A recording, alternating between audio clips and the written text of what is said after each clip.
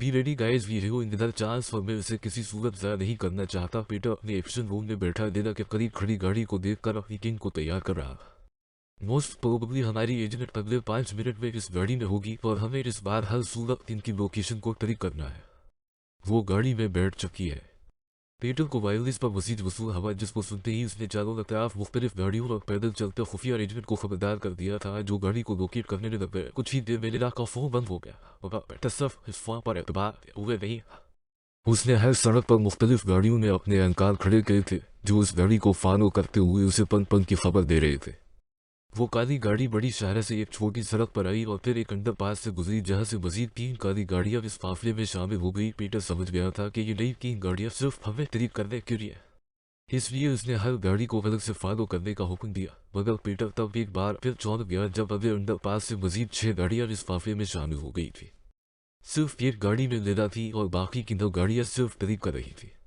वो सब एक ही रंगत और एक ही नंबर प्लेट पर मुश्तमिल थी, मगर पीटर इसके लिए भी तैयार था।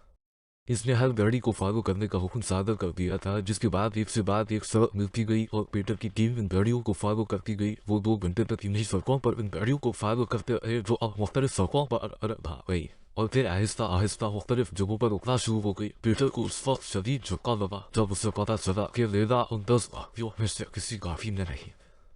वो अपनी ही एजेंट को तलाश करने में एक बार फिर नाकाम हो गए थे। पीटर और उसकी टीम पिछले 2 घंटे से यही समझ रही थी कि 2 गाड़ियां इनको ट्रैक कर रही है, मगर हकीकत में वो काले रंग की 10 की 10 गाड़ियां ही इनको ट्रैक कर रही थी। लीला को पहले अंडरपास पर ही काली गाड़ी से उतारकर एक छोटी गाड़ी में शिफ्ट कर दिया गया था। जब पीटर और उसकी टीम इन 10 गाड़ियों के पीछे अंधाधुंध भाग रहे थे, तब पेडन की टीम लीला को लेकर इस्तांबुल से बुल्गारिया और वहां से सर्बिया पहुंच गई थी। जब वो सरीबा पहुंचे तो शदीद कसम की बर्फबारी हो रही थी। 2 हटे कटे मर्दों के दरमियान बरहना बाजुओं और टांगों के साथ बैठी लीला सर्दी की शिद्दत से थर थर कांप रही थी। इसका गोरा बदन सर्दी की शिद्दत से अब निगाह होना शुरू हो गया था। असफी आंखों पर बंधी काली पट्टी जब आंखों से हटी तो उसने खुद को बर्फ के ढके एक घर के सामने पाया, जिसके अतराफ सवाई बर्फ के कुछ नहीं था। ये लोकेशन पिछली लोकेशन से मुख्तलिफ थी। इसने अंदर जाते ही अपने सामने एडन को पाया, जो टेबल पर कुछ नक्शे बना रहा था। सो कंफ्यूजन, कभी वो गाड़ी कभी ये गाड़ी।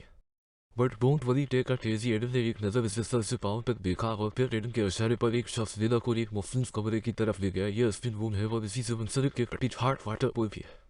फरीश हो जाओ, तुम्हारी सर्दी भी उतर जाएगी। उसके जाते ही वो उधर उधर देखने लगी थी। इसने एक और दीवार पर चंद नक्शे बने देखे जो उसे बिल्कुल समझ नहीं आ रहे थे। इसकी नज़र वही रखे कुछ डॉक्यूमेंट्स तक भी गई जो इससे चंद फुट दूर सामने दीवार के पास रखे हुए थे। वो लम्हे भर के लिए सटीन रूम के दरवाजे पर खड़ी सोचती रही कि वो किस तरह इन डॉक्यूमेंट्स और फाइल्स की इंफॉर्मेशन ट्रांसफर करे। आज भी इसके पास कोई डिवाइस नहीं थी और मोबाइल अभी तक एडन फिलगार्ड्स के पास था। इसे हर सूरत इन डॉक्यूमेंट्स से इंफॉर्मेशन देनी थी और ये भी ख्याल रखना था कि एडन को किसी किस्म का कोई शक न हो। वो जानती थी कि शक होने की सूरत में वो उसे कत्ल करने में रखती बराबर भी देर नहीं। वही सोचों में गुम वो सटीन रूम में दाखिल हो गई और कुछ देर वही सोचों में गुम रहने के बाद अपने कपड़े उतारने लगी। वो खुद को बरहना कर चुकी थी। सर्दी की शिद्दत ने इसके पूरे जिस्म पर असर दिखाया था। इसका बदन अकड़ चुका था और हड्डियों के जोड़ तक सर्दी की शिद्दत से ब्लैक हो चुके थे। वो रोज बहुत लग्जरी था। पानी से निकलती हल्की हल्की भाप उसे अपनी तरफ खींच रही थी, मगर इसे अभी आराम हासिल करने की बजाय अपने मकसद पर तवज्जो देनी थी। अचानक इसके दबाव में एक प्लान आया। उसने अपने सीने बंद की हक को दानतों की मदद से निकाला और फिर इसे सटीन वालों के हैंडल में धंसा कर सटीन वालों को बदाब कर दिया। इस हक को कांपते हाथ के साथ निकालने में इसे बहुत मुश्किल पेश आई। वो वहां रखा बड़ा सा टावल अपने बदन पर लिपट कर बाहर आ गई। सर्दी और पकड़े जाने का खौफ जिसके चेहरे की रंगत बुरी तरह उड़ा चुका था। वो वहां सटीन वालों नहीं चल रहा। वो नंगे बदन नंगे पाँव ठंडे फर्श पर खड़ी वापस इस जगह पर आ गई जहाँ टेडन कुछ नक्शे बनाने में मसरूफ था। इसने एक नज़र सर से पांव तक लीला पर डाली, जो अपने घने से बाल खोले एक टावल में खड़ी कांप रही थी। वो टावल बमुशक्कल लीला को सीने से रानों तक कोर कर रहा था। लीला ने अपने बदन पर टावल एक खास तरीके से दिया था। इसने जानबूझकर वो खास तरीका अपनाया था जिससे उसके बदन का कटाव वाज़ा होता। वो इन तमाम मर्दों के सामने जानबूझकर एक टांग आगे बढ़ाकर अपने बदन को थोड़ा टिढ़ाते हुए थे। वो आगे बढ़ी हुई टांग को जितना आगे करती सामने वाली थाई कितनी ज्यादा नुमाया होती। इसने ये तमाम पोजीशनें अपनी फिल्म में सीखी थी, जिनका मकसद किसी ऐसी सूरत में सामने वालों की आई कैंडिडेट को कम से कम करना था। झूठ बोलती लड़की अक्सर अपने चेहरे और आंखों से पकड़ी जाती है। इसलिए वो इन पोजीशंस का इस्तेमाल कर रही थी कि वहाँ मौजूद लोग इसके चेहरे की बजाय जिस्म पर मत जाओ। वो इस सब में कामयाब भी रही थी। एडन के इशारे पर एक शख्स वालों चेक करने गया जो वाकई ही बलाक था। इसमें शहीद कोई जन अटक चुका है या शहीद इसमें भी बर्फ जम गई है। वो शख्स बाकी टीम को इतला देकर दोबारा सतीम वालों को ठीक करने में लग गया। दिला को वापस सतीम रूम के सामने रखे टेबल तक जाना था, मगर मसला यह था कि वो अपनी मर्जी से बाहर जा सकती। अब उसके सामने एक नया चैलेंज था। जिस तरह वो इन सब के सामने अपने बदन को एक्सपोज कर रही थी, वो कभी उसे अपनी नज़रों से हटाने वाले नहीं थे, मगर अब उसे किसी तरह हटना था। इसने एक और चाल चली और जानबूझकर कांपते हुए टावल को थोड़ा सरका दिया। वो ये जाहिर कर रही थी कि आग कांपने और सर्दी की वजह से अचानक से हवा है। वो अपना चेहरा झुकाए उसे दोबारा ठीक कर रही थी, जिसका मकसद ये जाहिर करवाना था कि वो उनकी नज़रों से डिस्टर्ब हो रही है। इसकी ये चाल भी कामयाब रही और उसे सतीन रूम के सामने इंतजार करने का हुक्म दिया गया। यही वो चाहती थी। इस हिसाब शिकन खीर के बाद जब वो टेबल पर रखी फाइल्स के करीब बैठी तो उसका दिल जोरों से धड़कने लगा था। इन तक पहुंचने के लिए ही तो उसने जमा देने वाली सर्दी की परवाह के बगैर ये सारा खतरनाक खेल खेला था, मगर असल खतरा तो तब इसके सामने था। जितना आसान इसे फाइल्स को देखना लग रहा था, वो इससे कई गुना ज्यादा मुश्किल था। अगर किसी को भी इसके फाइल चेक करने की भनक लग जाती तो उसके साथ वो होता जिसके तस्वीर से ही इंसान कांप जाए। एडन के साथ कभी जल्दी में मत रहना। कई बार कामयाबी तुम्हारे सामने हो, मगर तुम्हें आराम को देखते हो। इस कामयाबी से आंखें बंद कर देनी है। तुम्हारी कामयाबी सिर्फ वहां से जिंदा वापस आना है, क्योंकि अगर तुम जिंदा वापस आओगी तो अगली बार जाओगी, और अगर तुम पकड़ी गई तो तुम्हारे साथ ये मशीन भी फक से ट्रेन में इंस्पेक्टर माल की बताई हुई बातें याद आई थी, जिन्होंने इसे मजीद कंफ्यूज कर दिया था। वो वही सोचों में गुम सामने रखी फाइल्स को तकती रही। पहली मुलाकात में उसने एडन के साथ जो भी किया वो सिर्फ उसको अपने अंदर इन्वॉल्व करने की चाल थी, या शहीद एक अरसे बाद किसी के मुंह से अपने मतलब के अल्फाज सुनकर वो कुछ देर के लिए बह गई। खैर जो भी था, वो अपनी चाल में कामयाब रही थी। तभी तो आज उसे दोबारा लाया गया था।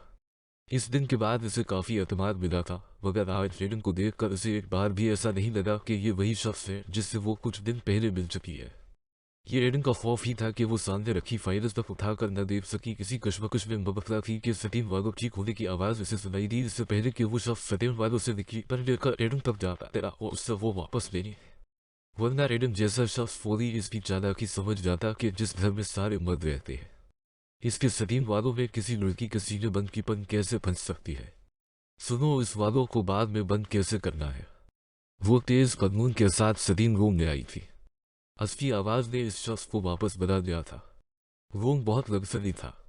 नारंगी हालात में काल गिर्द को इतने खूबसूरत मकामात पर नहीं लाया जाता, और वो शख्स भी यही समझा कि ये पहली बार किसी लग्जरी घर में आई है, इसलिए उसे चीजें इस्तेमाल करनी नहीं आ रही। वो उसे सब वालों खोलने और बंद करने के तरीके बताने लगा, जबकि उसके दिमाग में कुछ और ही चल रहा था। वो उसके हाथ में पकड़ी पन वापस चाहती थी। क्या ये दोबारा तो नहीं अटक जाएगा? वो मासूमाना अंदाज में मुखातब हुई थी। इस बार इसने टावन को कुछ डावन किया था ताकि सेहरा नुमाया हो नहीं कि इसमें ये पन अटक गई थी। अब ये बिल्कुल ठीक है।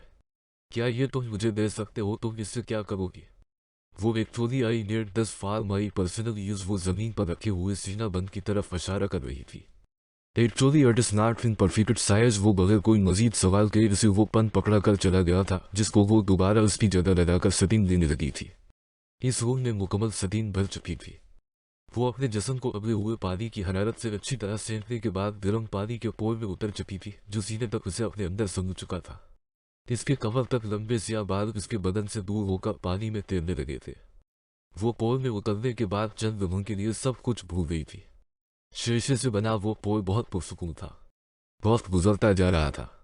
न कोई उसे वहां से निकालने के लिए आया और न ही वो वहां से निकलने का इरादा रखती थी। अचानक इसे पोल में उतरता हवा कोई वजूद महसूस हवा, जो बहुत ही राजदारी से कमरे में दाखिल होकर पोल तक आया था। कमरे में इस कदर सतीम जमा थी कि इंसानी आंख सवाए सफीद सतीम के कुछ नहीं देख पा रही थी। वो पोल में एक तरफ को हो गई थी। उसने इस शख्स को उतरते हुए नहीं देखा था, मगर वो जानती थी कि ये कौन हो सकता है।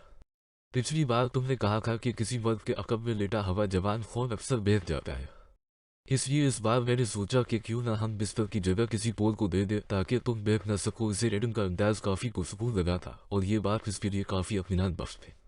कितने अजीब हो तुम, हर रात एक लड़की को अपने बिस्तर की ज़ेनत बनाने के लिए लाते हो और फिर इसे खुद से दूर भी रखते हो। बाजार में खड़ी औरत सिर्फ अपना जिस्म फरोख्त करने के लिए नहीं खड़ी होती, वो अपने जज्बात, एहसास और तजुर्बा भी फरोख्त कर रही होती है।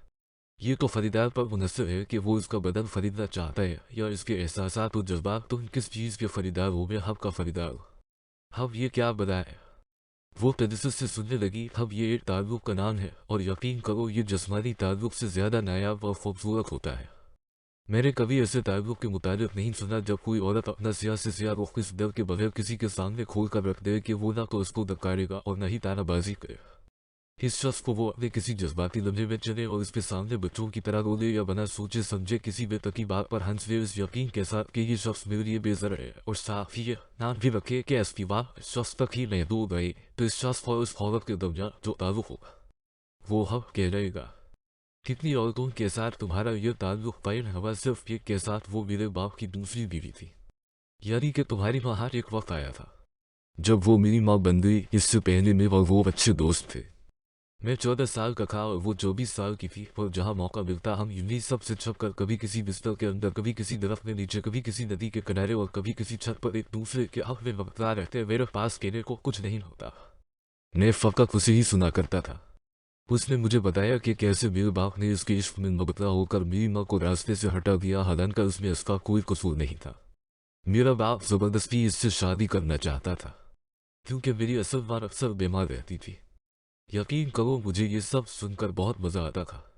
वो मुझे अपनी सारी अशफिया दास्तानें कुछ इस अंदाज में सुनाया करती थी कि जैसे सब मेरे सामने हो रहा हो। फिर उसने मेरे बाप के साथ शादी कर दी तब मैं 17 का था। फिर उसे लगने लगा कि हमारा ये रिश्ता अब ख़त्म हो जाना चाहिए। वो इस ताल्लुक़ को ख़त्म करने पर बज़िद थी।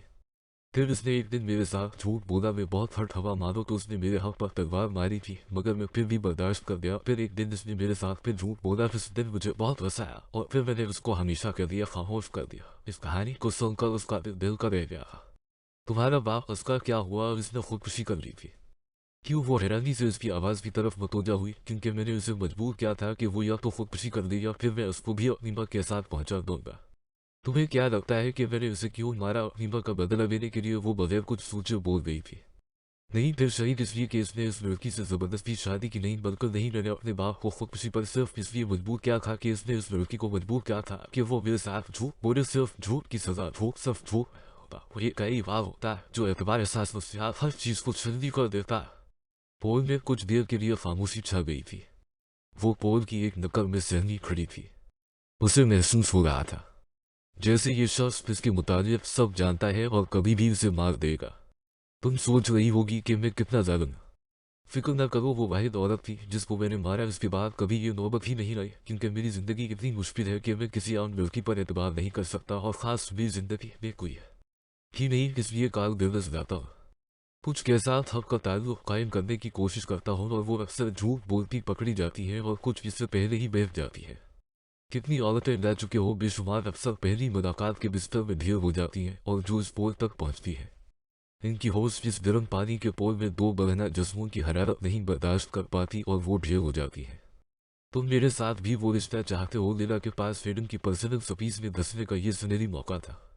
पता नहीं शायद तुम इस हद तक जा पाओ या नहीं। मैं एक काल गर्व हूँ। मुझे इस सब के बदले क्या मिलेगा? उसने जानबूझकर उसे याद करवाया था कि वो एक कागदिल है ताकि उसे कोई शक ना हो। फिक्र नहीं करो, मैं तुम्हें तुम्हारे एक एक सेकंड की कीमत दूंगा और अगर मैं ऐसा करने से इनकार कर दूँ तो क्या करोगे? करने को तो मैं ये भी कर सकता हूँ कि इस पोल में इतने लड़के भर दूँ कि वो तुम्हें सारी रात सांस न लेने दे, मगर उसके बावजूद मैं तुम्हें सही सलामत वापस भेज दूंगा। मुझे डराना चाहते हो? कागदिल बेबाक होती है। इनको डराना सिर्फ वक्त का ज़िया होता है। अचानक वो पानी के अंदर अपने पाँव को लीला की बहना टांगों पर ले गया था। वो अभी तक इसकी शक्ल नहीं देख पाई थी, वो सिर्फ उसे महसूस कर रही थी। वो थोड़ा पीछे सड़क गई मगर ये बेफायदा रहा था। क्या तुम कभी ऐसे कस्टमर के साथ गई हो जिसने तुम्हें अपने अंदर अनवारो कर दिया हो, जो जज्बात की कीमत देता है? वो अपने अंदर अनवारो कैसे करेगा?